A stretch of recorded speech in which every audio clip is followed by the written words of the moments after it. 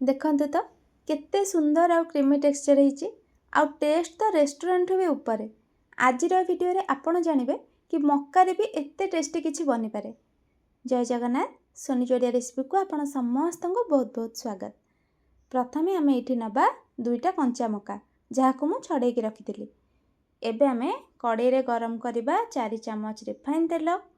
एबे दबा इथिरे गोटे छोटो चम्मच जीरा, दुईटा गुजराती, खंडे दालचीनी आउ गोटे तेजपत्र। गोटा मसलाटा तेल रे देले भल टेस्ट आसीबो। आउ एई टाइम रे गैस रो फ्लेम पूरा स्लो रखिथिबे। एबे दुईटा मीडियम साइज रो पियाज नेइछि मु काटिकी हाई फ्लेम रे 2 मिनिट भाजी दबा।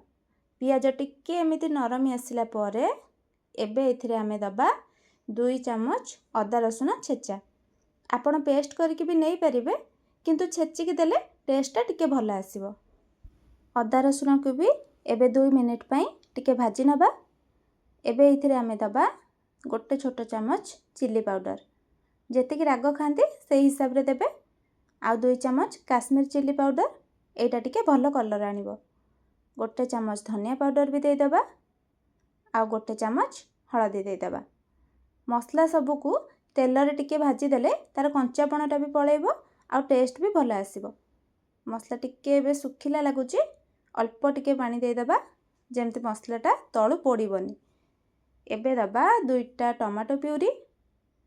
एबे आमे इथरे बसा दही भी ऐड करिवार अछि, तो टमाटो प्यूरी देला परे गैस रो फ्लेम टिके स्लो कर देइथिबे, नहले दहीटा अधिक गरम हे गले छिड़ी जिवो।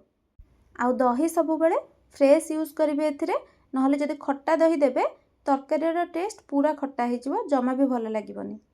एबे देखंतु दही देला परे मसला सह पूरा भल से मिक्स कर देबे, नहले एटा जदि एमति खाली रे छाड़िबे दहीटा छेना हे जिवो। एइठी मु 50 ग्राम रो काजू को भी बाटिकी रखिछि।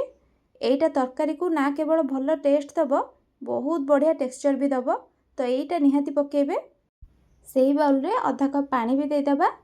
आउ हां, काजू बटा देला परे ध्यान देबे जेमिति आकु एमति खाली रे छाड़िबेनी, लगातार घांटुथिबे, काहेकि ना काजूटा तरकारी को इंस्टेंट बहलिया कर दबो। तो जदि आपण न घांटिबे ताले एटा तळु पोड़ी जिवो। एबे मु एथिरे आउ गोटे कप गरम पानी दे देली कंसिस्टेंसी एडजस्ट करिवा पई। एबे आमे एथिरे मक्का भी दे दबा। मक्काटा पूरा कंचा अछि, तो याकु आमे 5 मिनिट पई हाई फ्लेम रे फुटिबा पई छाड़िबा, किंतु मझिरे थरको 2 थर एमते मिक्स करथिबे। एबे आमे याकु टिके कवर करके छाड़ी दबा जेमिति एटा जल्दी सिझी जिवो। एबे देखंतु 5 मिनिट परे पूरा मक्का सिझी गलानी। एबे लास्ट को गोटे कैप्सिकम पकेबा काटिकी। कैप्सिकम को बेसी सिझेबार नाही हमको, तो एटा हल्का कंचा रहिले ही टेस्टटा भल आसीबो। गोटे मिनिट हाई फ्लेम रे फुटेई दबा। आ लास्ट को एथिरे आमे दबा किछि कस्तूरी मेथी, हल्का टिके भाजी नैथिली, बास्ना भल आसीबो। हाथ रे एमती गुंड करके पकेई देबे।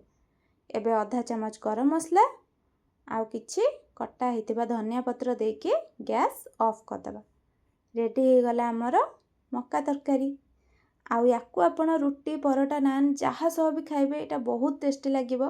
थरे ट्राई करिकि देखंतु। आउ जदि वीडियोटी भल लागिथिबो लाइक टे कर देबे। आगु एमिति नुआ नुआ वीडियो देखिया पई चैनल को सब्सक्राइब कर नेबे। देखा हबा नेक्स्ट वीडियो रे। रहिली, जय जगन्नाथ।